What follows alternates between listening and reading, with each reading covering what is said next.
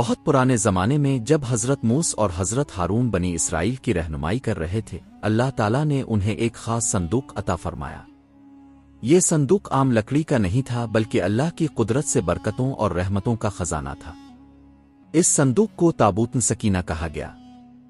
اس میں وہ مقدس نشانیوں کو رکھا گیا تھا جو اللہ نے بنی اسرائیل کے لیے بطور یادگار چھوڑی تھیں۔ حضرت موسیٰ کا عصا، تورات کی تختیاں، حضرت ہارون کا امامہ اور کچھ دیگر چیزیں۔ جب بنی اسرائیل اس تابوت کو اپنے ساتھ رکھتے تو ان کے دلوں میں عجب سکون اترتا، خوف دور ہو جاتا، دشمن ان سے ڈرتے، اللہ کی رحمت ان پر سایہ کرتی۔ جب وہ گناہوں اور نافرمانی میں مبتلا ہوتے تو یہ تابوت ان سے چھن جاتا اور وہ ذلت و شکست کا سامنا کرتے۔ وقت گزرتا گیا، بنی اسرائیل نے اللہ کی نافرمانی شروع کر دی، وہ دین سے دور اور گناہوں میں پڑ گئے۔ اس کا نتیجہ یہ نکلا کہ ان کا سب سے قیمتی خزانہ تابوت سکینہ ان سے چھن گیا۔ تابوت ان کے دشمن لے گئے اور بنی اسرائیل غم و خوف میں ڈوب گئے۔ ان کے دلوں سے سکون چھن گیا اور ان کی زندگیاں ویران ہو گئیں۔ پھر ایک زمانہ آیا جب بنی اسرائیل نے ایک نبی سے کہا، ہمارے لیے ایک بادشاہ مقرر کر دیجئے تاکہ ہم اللہ کی راہ میں جہاد کریں۔ اللہ نے ان پر طالوت سال کو بادشاہ بنایا۔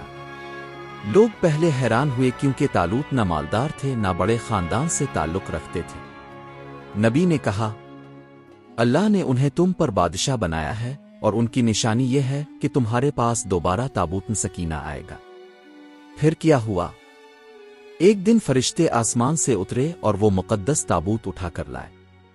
بنی اسرائیل نے دیکھا کہ واقعی ان کے درمیان وہ صندوق موجود ہے جس میں اللہ کی سکینت اور موسیٰ و ہارون کی یادگاریں تھیں۔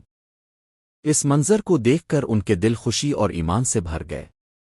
اب انہیں یقین ہو گیا کہ طالوت واقعی اللہ کی طرف سے ان کے بادشاہ ہیں۔ اس کے بعد تابوت دوبارہ ان کے پاس رہا، مگر تاریخ بتاتی ہے کہ بعد کے زمانوں میں جب وہ پھر نافرمان ہوئے تو یہ تابوت کہیں غائب ہو گیا۔ آج تک کوئی یقین سے نہیں جانتا کہ تابوت کہاں ہے۔ کچھ کہتے ہیں کہ زمین کے اندر چھپا دیا گیا، کچھ کہتے ہیں کہ فرشتے واپس آسمان لے گئے۔